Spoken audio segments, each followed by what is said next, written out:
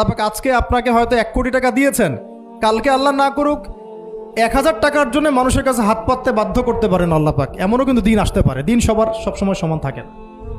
আজকে আপনার কাছে 1 কোটি টাকা আছে, কিছু মনে হচ্ছে না, কালকে কে জানে আল্লাহ না করুক যে 1000 টাকা কারো কাছে চাইতে হচ্ছে, 1000 টাকার জন্য ঠেকে গেছেন, হতে পারে না? তো রিজিককে মানুষ তাজিম না করলে রিজিক দূরে চলে যায়। দুটো বিষয় খেয়াল রাখবেন, দুটো বিষয়। এক হচ্ছে মাঝে মাঝে মনের মধ্যে কিছু আমল করার ইচ্ছা আসে না? মনে হলো যে আচ্ছা একটু 10টা আয়াত পড়ি, মনে আসে না? মাঝে মাঝে এমন মনে হয় না? ওই সময় এই যে মনের মধ্যে যে এই ইরাদাটা জাগ্রত হওয়া, এটাকে আমরা বলি ওয়ারিদ। অন্য ভাষায় আপনি বলতে পারেন মেহমান। কি বলতে পারেন? এটা আল্লাহর পক্ষ থেকে আপনার কলবের মধ্যে মেহমান হিসেবে এসেছে। এখন আপনি যদি আমলটা করেন, সেই মেহমান বারবার আপনার কলবে আসবে। যদি আপনি ওই সময় আমলটা না করেন, মেহমান চলে যাবে, মেহমান অসম্মানিত হলে পরে আর আসবে না। একইভাবে রিজিক আল্লাহ পাক দিয়েছেন, এর তাজিম যদি করতে পারেন রিজিক বেশি আসবে। রিজিকের তাজিম সম্মান করতে না পারলে রিজিক আসবে না, বেশি কমে যাবে। উসমান রাদিয়াল্লাহু আনহু সবচেয়ে ধনী ছিলেন না? কেন জানেন? কেন? এটা কি জানেন কেন ধনী ছিলেন? একে তো তিনি প্রচুর দান সদকা করতেন, এটা তো আপনারা জানেনই। আরেকটা জিনিস অনেকে জানে না, তিনি উটের পিঠে বসেছিলেন, কিছু একটা খাচ্ছিলেন, এই 2-1টা দানা পড়ে গেছে নিচে। উটের পিঠ থেকে নেমেছেন, নেমে সেই দানা উঠিয়েছেন, পরিষ্কার করেছেন, ধুয়েছেন, আবার খেয়েছেন।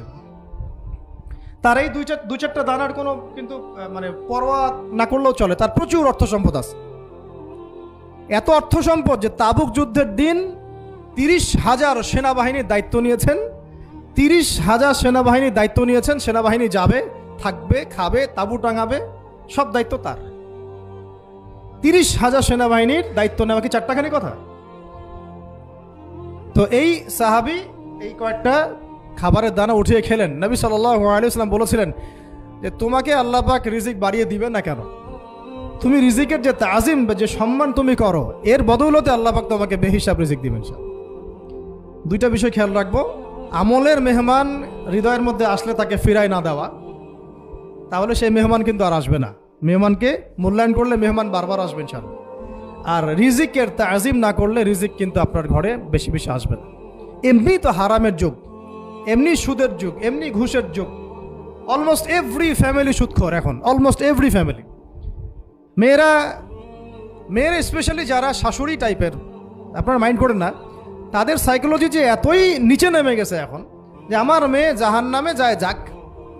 হ্যাঁ, আমার মেয়ে জাহান্নামে যায় যাক, সমস্যা নাই, দুনিয়াতে সে যেন ভালো থাকে।